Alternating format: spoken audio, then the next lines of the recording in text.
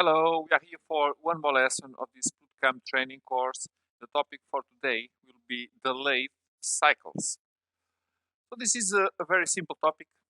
I've opened one of the examples we have on the standard installation of the system.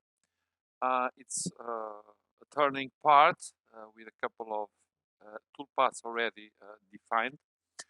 And these cycles for lathes are very interesting because when we create one new program for lathe, so we have all of these things,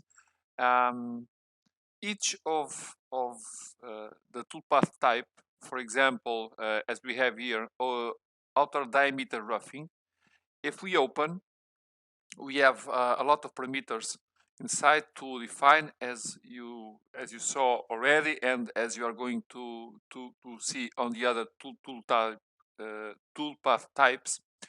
But under these cycle parameters we have something called cycle, and for each type of toolpath we have a set of cycles which we can choose, and we get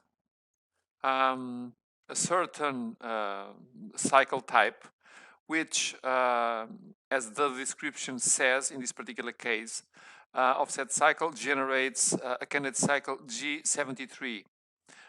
Or, for example, the roughing, it will generate ISO G71 or 72.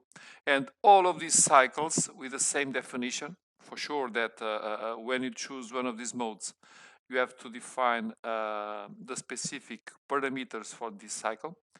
When we say OK, the nice thing of this function, it is that everything it is calculated, but always for the same profile that is defined. So an example, this cycle, I haven't changed any of the job assignments, so a roughing cycle.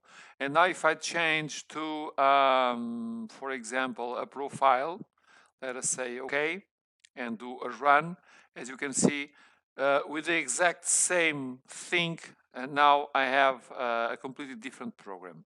And this is the base for these lathe cycles. I think this function is quite easy for you to test and to enter on it. And with a couple of examples, a couple of trial and error loops, you'll be able to take advantage of this very nice function among the lathe tools that you have available. Any help or any question that you may have, and you may share with us, or you need to ask us, you know the channels where you can contact us, so we are here available for giving you all the necessary support.